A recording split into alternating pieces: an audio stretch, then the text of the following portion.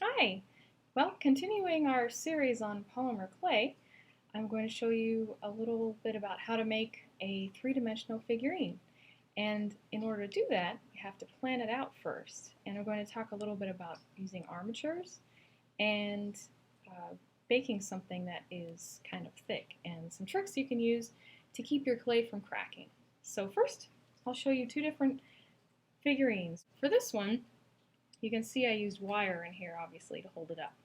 And it's flat. When this baked, the clay mostly baked at the same time, but in this one, you can see it's thicker. I had to use a compressed foil core, and all that is just taking a big piece of foil, wadding it up as tight as you can into a little ball, and then covering that over with clay. I used two pieces of foil, one for the head and then one for the body later. This kept all the clay baking kind of at the same time. If it were to just be one solid piece of clay, the piece probably would have cracked. It may or may not have, but if you're working a little bit larger, it definitely would have cracked. So I'll show you a little bit about what to use and how to plan it out.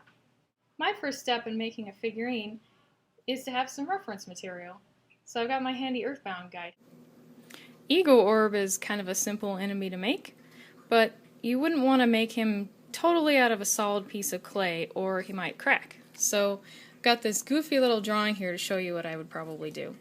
So since you don't want it to be completely clay, because the inside would bake at a much slower pace than the outside, causing it to crack, you'd want to fill it with foil. So you'd have kind of a foil ball on the inside like this, and then you would coat it with clay. The Kraken is another interesting one to make. I combined both using a foil core. I think I probably used some foil in the head, just a little, just to make sure it wouldn't crack. And then I also used some heavy-duty tie wire all the way through the body. And you just kind of put it around like that. And you build the clay onto the wire and bake it. Makes it a lot more sturdy.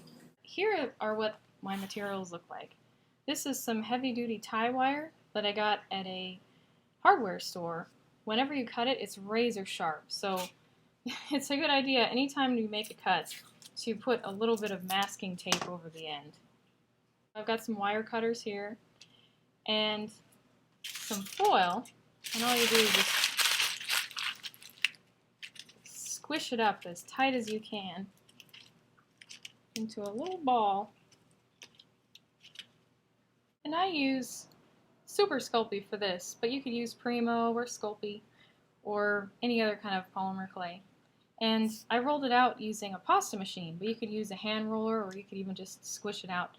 As long as the bubbles are out and it's kind of even.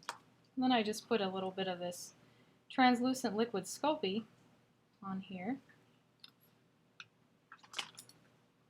And spread it around so that it has a nice even coat. If it doesn't, you risk getting some bubbles in there. Now it's all coated. Then just make sure that this is nice and round, or whatever shape you need it to be. Put it in the middle, and you try to squish it around the ball so that you don't get air bubbles. And there may be a few air bubbles in there.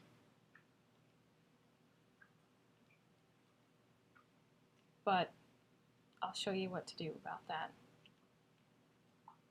You're going to have some excess on there. Trim it off.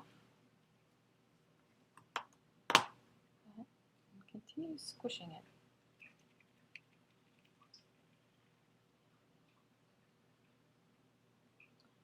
And just kind of make the surface somewhat even. At this point, it's not a good idea to add any detail or to make the surface absolutely perfect, because once you bake it, you may find that there are some bubbles in there. And those are pretty easy to fix if you don't have any detail on top of them, because if there is a bubble, after it's baked, you just slice it off and then refill it with a bit of clay, and then you can bake it again too. If I had some detail on there, it would be a lot more painful to have to slice a part off. So at this point, the surface isn't quite perfect, and I would put this in the oven just like this. After it comes out of the oven and you're happy with it, the bubbles aren't there anymore, or you've taken care of them, you can continue to build on top of this and start adding some detail. And if you have any trouble getting the clay to stick, use a little bit of translucent liquid Sculpey and it'll stick right on there. I like to bake it in stages because then if I accidentally mess up, then I just wipe off the clay and then start over again. But if you do everything all at once, if you accidentally press too hard and put a big thumbprint on it, or something gets squished, then you have to really start kind of all over again. So this is kind of a way just to kind of have an undo button.